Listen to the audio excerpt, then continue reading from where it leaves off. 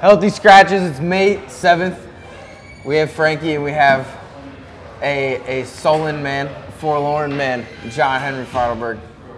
Hey, let's just a quick soliloquy. Anything? Bruins season. Yeah. First of all, I'm so happy they lost yesterday. I would have been very annoyed if they won because they weren't winning that series. I know that feeling. When they went up 1-0, I was like, fuck, they're gonna make me believe, aren't they? They're gonna convince me, and then I'll have to go through my head. I'll be like, okay, Game 6, they can win Game 6 at home. Game 7, anything can happen. Give myself the Kevin Millar speech. Yeah. Luckily, I didn't have to go through that. That was it was Not a beat. the tune I would have guessed from you.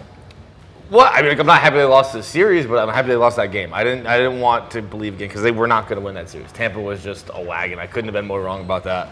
Tampa was. Yeah, I'm glad that you addressed that off the top. I remember you saying they match up way better with Tampa than the Maple Leafs. Well, dude, Tampa hadn't won in Boston in 50 games. It was it'd been blowouts nonstop, and it was all season too. And John Cooper addressed that after the game. He said, "We thank Boston because when they were just running us ragged towards the end of the season, we realized that's how good we need to be, and that's what kind of inspired them to get to that level."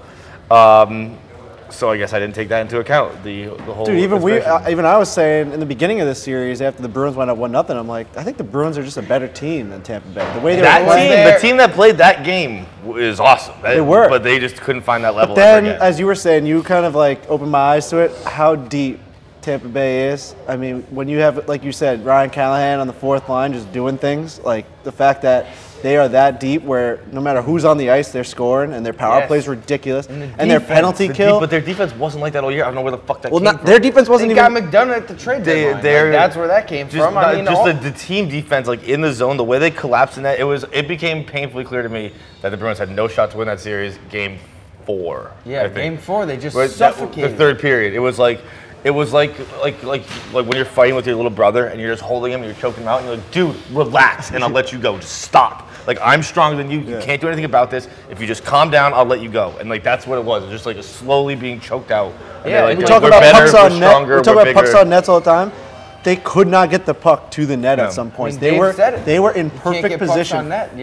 They were in perfect defensive position the entire series. I never once saw them out of place. It was crazy. It was like when you're watching this game, the Bruins had to do something. The Bruins had to get lucky to score a goal. And when you're watching a game like that, especially as a fan, there's nothing more. Well, on the power play they were scoring. They didn't score a 5-on-5 goal over 200 They were 5 for 12 on the power play. So let's get into that. Obviously, a lot of people were very angry with the referees on the Boston side.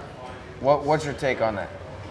There were a lot of bullshit calls, I thought, but at the end of the series, I think it was Tampa had 19 power plays, Boston had 12, which it's not a huge disparity. Tampa was playing very disciplined, but 19-12 isn't a disaster to me. In the way that they play, but there were just the things they missed were so obvious. Chara's high stick sticks out, where it's like the tallest guy in hockey just got hit in the face with a stick. A stick's got to be way up there to hit him. How do you miss that? To that point, the one where he got touched on the knee and dives down, especially after he railed Tyler Johnson, that to me was kind of a little bit of a 7-foot-tall dude doesn't go down that easy. That seemed like a little bit of asking for it.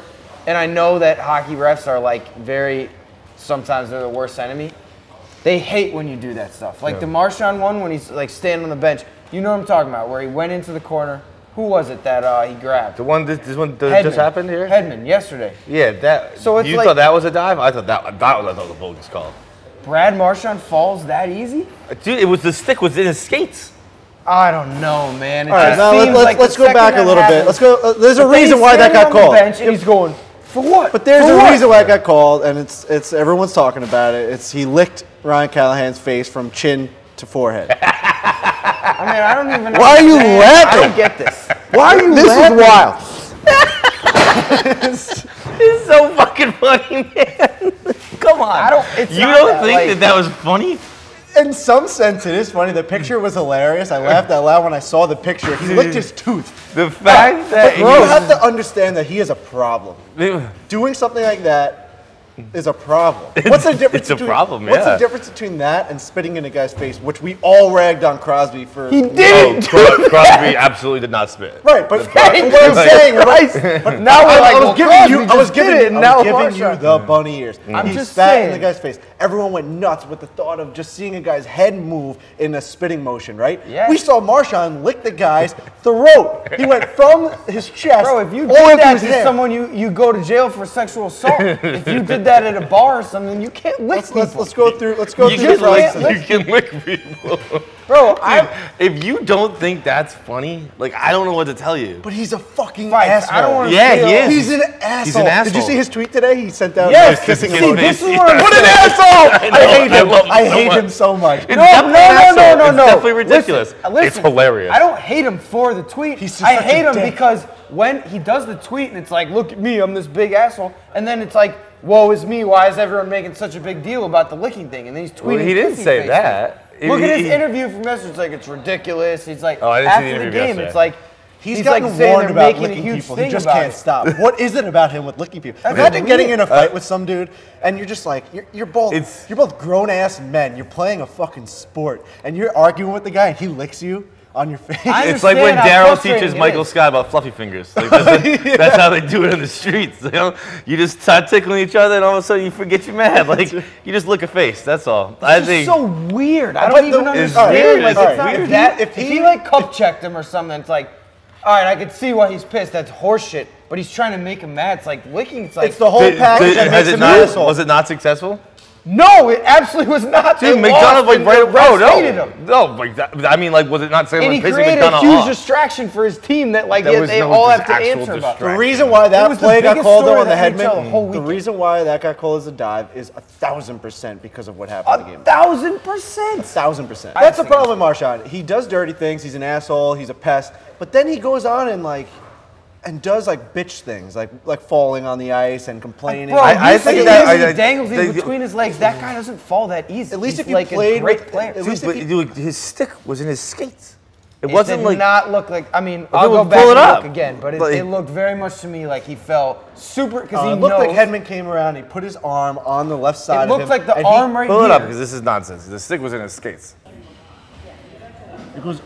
Nope. Dude, the stick went it's in between his legs. It's in between his legs. He's already fallen. Blatantly in between his legs, Frankie. Go frame by frame. The stick goes around his foot. The second he goes like this, he was down. Like a fucking sack of shit. We're just not going to agree on this. So where I will come to meet you halfway is it brought up a lot of stuff that he doesn't need to deal with. Like the hot takes in Boston right now are trade Brad Marchand. Like, people are saying that. Crazy. But people with actual fucking jobs in hockey and people with jobs in media are saying to trade Brad fucking Marchand. And I think that's largely because of this. Well, the guy's a sick player. Why? I mean, it's inconceivable. He's the ultimate team player because he's making you laugh and us angry. That's the reason you keep him. If it has nothing to do with the way he plays, what he's doing right now is more than enough reason. You keep him because he's an all-star. You keep him because he's the team's MVP. You keep him because he's on a team-friendly deal. You keep him for every single possible reason you keep a hockey player. People are stupid at the end of the season. And the Vegas Golden Knights, speaking of, no, I'm just kidding. I mean, what a story. Maybe one of the craziest things. And people are saying sports history. I would just say hockey history. I mean, it makes no sense. It makes no sense. And at this point, I mean, to be fair, it's obviously never happened or anything like that. But the draft, the expansion draft was pretty ridiculous this year. It's starting to almost, it's like when you make the controls on the game, like it's like you played all pro instead of all Madden, and then your team's like 60-0, you're like, this isn't. Almost was like that's not fair to say that now just because they're successful. No, we all in the beginning of the season were like, take these guys. Like I was going through my roster, like when the expansion draft was coming out, I'm like, who are we gonna get rid of? What bad contract can we get rid of? And I was looking at other teams, like, oh, they're gonna get rid of this guy. Like, see, I didn't want to get rid of Colin Miller. You could only keep what, 7 players? Yeah, but teams were looking at it as an out. I understand that most teams, like some teams, may have said, all right, like this kind of sucks. We're in a good spot right now with our roster. We don't really want to give up guys. But other teams were looking. Speaking of that, by the way, but we kind of moved on before I got to say anything. The Bruins are in a very good spot. The Bruins were not supposed to be here either. So it's like, I mean, if you had before the season, if you had told me you get to second round, get knocked off by a tough Tampa team before the season ever started. I'm fine with that. Granted, like you have to change expectations as the season progressed when you realize you're a much better team. I know this is fuck. How about that traffic cone, Rick Nash? Oh my God, I was like hopping on the Rick Nash train just to get in the Ranger fans' heads, but that guy is slow. I can't watch him play anymore, man. He stands up straight. It's just the way he skates. It looks like he doesn't skate hard. I understand that he is trying hard, but he's just very over. He's just over the top. He looks like he's like when you look at a men's league, the guy just skates weird. He's sluggish. He gets off the ice so quick too. Every time he's on, he's back off for a line change. He just pisses me off. It's a tough day for Rick Nash when he loses and then gets called a men's league player within 24 hours. I don't know. That's a bad look for 61. He just looks slow. He's just a very slow. Yeah, I could see him going back to the Rangers on a smaller deal and just being mediocre. Definitely didn't have a good playoffs to get himself a good deal. But anyways, Vegas and San Jose, we got Nick and Booze checking in. Sharks head coach Peter DeBoer said it felt like his team was chasing the whole series. Well, now they can finally rest after a 3-0 shutout by Marc-Andre Fleury, who's more confident than ever. The Vegas Golden Knights are moving on. Now 2 playoff series wins. That's more than the last 2 expansion teams, Minnesota and Columbus, have combined in the past 10 years. Knights, what can you say? They can win any way you want. You want a run and gun, high-scoring game, they got it. You want a lockdown, gritty, low-scoring battle, they got that too. OT, doesn't matter. This team is built to roll, rolling 4 lines all through the playoffs.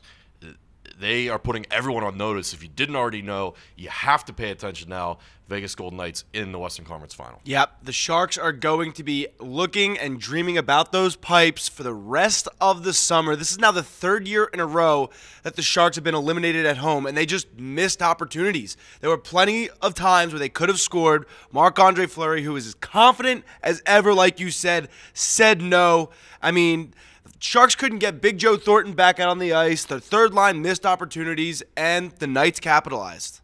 All right, thank you, Nick and Booze. Also, I want to say, RA, we may patch him in somewhere earlier, but if not, I mean, kind of. We haven't heard from RA. This is we like to call it the JSB move on this show. When you just don't show up after your team loses. I mean, RA's been sending videos all series. He also could just be off the wagon somewhere in a ditch. We've seen RA take the highest of highs and the lowest of lows this series. First, he looked like he was in a ditch with Osama bin Laden, like he was underneath the ground for the past 85 years. Then we saw him just as clean as a freaking mole rat. And now, who knows what he's doing. And now, I actually take back what I just said. I didn't think about the possibility of the post-Bruins loss. Oh, you guys didn't think about it? That's what I thought it was. That's why I kind of remained silent on the whole issue. He's probably dead.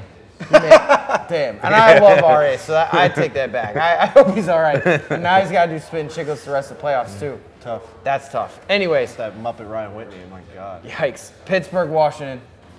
I mean, stunning, to be honest. When is this really going to happen? What? I don't know, man. Is Washington finally going to get the fucking monkey off their back? I just need a Game 7. Just Pittsburgh win tonight, and we'll settle it in Washington Game 7. But, it can't go down like this. There's no way. Dude, I said this for the whole series. What does Barry Trotz tell this team during intermissions? How come they keep scoring when they come out? The third period, turn the puck over all the time. Right, but third period, 30 seconds into the period, That's they're true. scoring. They did that first 2 games too, right? They did it in the first 2 games. Yeah. Somehow this team comes out with that fresh ice, and they always make the other team pay for whatever mini mistake that they may make just off the front face of the first face off. Chris Letang and Dumoulin have not been as good as they need to be. Did you see the replay of that goal in the third period? Letang goes all the way to the wrong side. Bro, who was it? Kuznetsov that had the goal? No, it was Vrana. But the thing is, no, in the third period, didn't Kuznetsov stick it 5-hole? That on the breakaway. I'm talking about, dude. That's not even Letang's worst one. It's a 2-on-2. Feidelberg, even at FSU club, it's pretty simple. 2-on-2. You stick with your man. And Letang's turn like this, watching Ovechkin, the dude is standing. It's I know hockey coaches hate things, puck watching like that. Dude, it's a great play, but if Letang sticks with him, he moves it across, you lift the stick or poke it, it's a non-issue. Getting beat on a 2-on-2 is a mental thing every single time. Listen, the Washington Capitals being down 3-2 going to the third, they easily could have just rolled over and died against the Penguins. I mean, we've seen the Penguins do it to them for dude, years. I was ready that they came back, won that game. Now that Boston's out, I want Obi to win so bad. Really? And it's hard because Nate likes the Capitals. Right, that's the worst part. Seeing Nate happy is There's no fun, part of you that agrees. That is the worst I'd love Obi. I'd love for Obi to have one. PFT, it's funny when Nate's It's like, oh man, I don't want this. Is there no part of you that agrees? I've been saying this forever, that I just like watching dynasties. I like watching the best in sports. Like, I want Sidney Crosby to win 3 in a row. Like, I think it's so cool that Matt Murray's played 2 full seasons and he's going for his first Stanley Cup. Murray versus Fleury finals would be one of the best storylines of all time. No part of the Penguins just like run right now makes you want to root for them? I have a buddy who works for the Penguins, so I'd like to see him do well. In fact, we actually did make a bet before the postseason started. I said, I will root for you when Boston's out. So I am definitely going back on that. I assumed that Boston wouldn't be out, so I still need Ovechkin to see one of them. Yeah. I mean, Vegas versus Pittsburgh. Can you imagine something bigger than that? The guy versus the guy that they like jettisoned him away for? I mean, just Vegas getting to the Stanley Cup. Marc-Andre Fleury, one of the most, would be a huge story. It'd be so absurd. One of the most beloved Penguins of all time. Yeah. Even the players love him. Yeah. That would be something. Well, I don't know. And then we got Winnipeg predictions Nashville. for tonight. You all think the Penguins are going to win? I really think the Penguins will win 7. tonight. I hope so because I'd love to see Game 7. There's nothing better than watching a potential Caps collapse in Game 7. Yeah. John, you were in Nashville this weekend. Yes, I was. What's the buzz of the city right now? City is, I don't know, buzzing. It was. Really? It was, yeah, actually, it was, there wasn't too much, again, actually I'm kind of trying to think. I was just hammered drunk Saturday night, so I don't really know how the game was received. But there were a lot of flags around. There you go, folks. A lot of I'm flags. sure there was a buzz. The city itself, like just going there. Yeah, like it's impossible to tell the difference between it's what Nashville always is. Yeah. But it was, although they didn't have, I was pissed they didn't have the fucking street closed off last night. Or Saturday night. And like our apartment, the house we stayed at, the Airbnb we stayed in, like had like a balcony overlooking it. I thought it was gonna be so dope where they're gonna have like everyone partying down there for the game.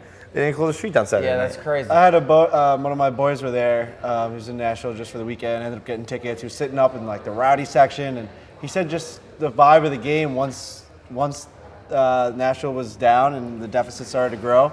He's like the game was just, I mean, which is to be expected when you go to a game that's your team's not winning. Yeah. It's 6-2, it's a Saturday blowout. night when everyone's ready to go crazy, and then But he said it was a very disappointing first experience of going to a national game. You think like this is the new place to go. This is like you know, you talk about all these destination places to go. Everyone's like, I want to go see a game in Montreal. I want to go see like the Whiteout in Winnipeg. And now Nashville's becoming one of those like you want to go see them in the playoffs because of how fucking crazy the fans go. I think like Lady Antebellum messed up the national anthem to start the game. That's bad. Yeah. You can't have that. That's bad juju. The whole just experience was weird. They were saying so. It was weird. Like you couldn't tell, like a hockey game was happening. Yeah, that's like weird. Everyone talks about like the crowd and all that, and I'm sure maybe inside the stadium it's different usually, but like, I mean, Broadway is so fucking crazy anyway that it's hard to get like even more ramped up. That's how you would expect it to be in a Southern City hockey. Right. Like, all right, yeah, there is a hockey game. Like when you're in Arizona, you're thinking about like the fucking Coyotes playing. And like, Gila River. Right, so Definitely not. It's just the success of the team has really just brought a light on it. But if it wasn't for the success of the team, they'd just be your average, you know, Southern team that no one really gives a fuck about. Yeah, so now they're going to a hostile environment tonight. Winnipeg frothing at the mouth for a playoff in the whiteout. I mean, PK Subban guaranteed a victory. I think if they win tonight, they win the series because going back to Nashville for Game 7, I mean, I think that would definitely be a frenzy. But I got Jets tonight, honestly. I just think they're too fast and strong. I love the way they play. Yeah, you've loved this series since it started. I've admitted I don't watch too much of Western hockey, and I didn't know going to the series who you could pick. I thought it was like a coin flip. I mean, just from watching watching from my point of view, I didn't know specifically what team would have the advantage. I thought they're both basically the same type of team, defensive minded. They are very similar. With a lot of just like you have Line A and you have guys like you have a lot of Philip skill. Forsberg, Blake Wheeler. Yeah. That's my you have guy. You have a couple of just like all-star amazing offensemen, and then everything else is just defensive minded. Is how the way I looked at it. 2 really good goalies playing hot. So I mean, how are you supposed to tell who's winning? Jets versus Knights would be such a good series. Yeah. Not exactly like marquee as far as like Winnipeg's not a huge market.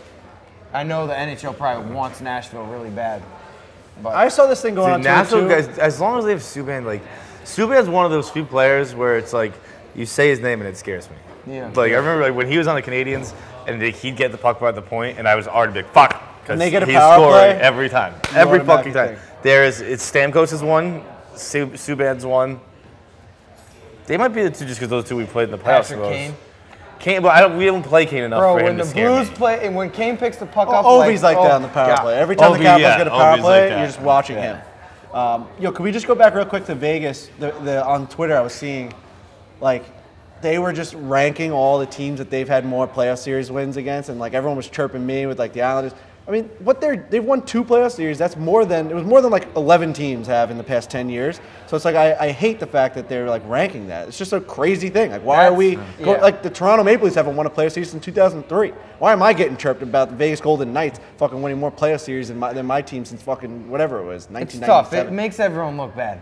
It does. It's very hard to take GMs. They're such a weird Twitter team. Yeah. Like, everything about them, social media-wise, is just strange. There's all these, like, everything they're doing is just new. So it's like everyone's going crazy for everything they do. I low-key, like, kind of don't like it. I mean, I said it earlier in the show. You don't like the Vegas Knights Twitter? No, I don't like just, like, the whole vibe around it. Like, everyone's so shocked at everything they're doing. Like, yeah, it's their first season in the NHL. Everything they do is going to be a first. People love that to make a big deal. First time in franchise history that they had 3 goals in game 2. It's nonstop. You can't go on Twitter without seeing all these firsts. It's like, well, it's the first fucking year. Yeah, I said it earlier in the playoffs.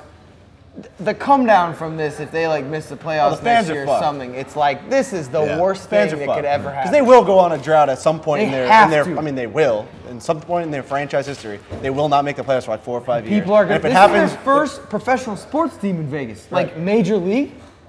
What are they going to do?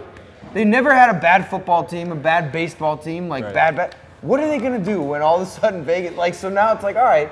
Get your feet wet, get a Major League franchise. Next thing you know, they're like going to the Cup first year. Right. Unbelievable. Well, that's the show. Thank you for joining us. Thanks for having me. This may be your final appearance with no Bruins. Just kidding, it won't. We'll probably need you again. Yeah, we'll probably need you. All right, let's go for Game 7s. Game 7s. Game 7s. Last second, right at the buzzer beater, RA gets the video in. That's it.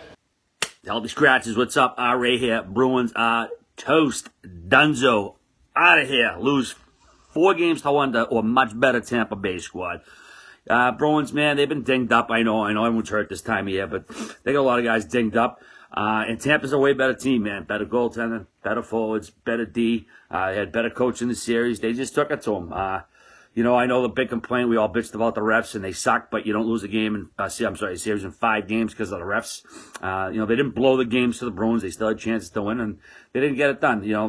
Bruce Cassidy, shine might have come off him a little bit with some roster moves, but bottom line is Tampa was the best team arguably in the league all year, maybe not points-wise, but they were a wagon all year. It was going to be a tough series for the Bruins, and no shame in losing to a team that's a contender like that. I think it's the second conference final for them the last 3 years. They're probably going to win a cup soon. It could be this year. So, I'm proud of the Bees. They gave us probably a little more than people hoped this year. Probably about what I expected. I thought they'd get in the playoffs and maybe you have a little bit of a run. But, hey, man, it is what it is. They got outplayed in all facets. Tough to win that way against a tough team. Tampa pretty healthy, it looks, for the most part. A lot of depth. Fun team to watch. I got all the respect in the world for them. Stevie Y's done a great job. So, hey, man, I'm happy for my Bees for the year they had. Sucked waste another year of Bergeron and Chara and Marchand and Rask and all that. But good luck to Tampa, man. Pulling for you guys. Hope you get it done. Peace. Right at the buzzer beater. I almost want to take back the things I said about him, but no, I kind of don't. So, what is this? I already took my mic off. I'm glad you're alive, all right. Yeah, good. We're glad to see you. He looked happy and healthy. Yep, stay strong. He looked a little too happy. Stay strong. Maybe he doesn't know they lost yet. He's like in denial. He's like ready for Game 6.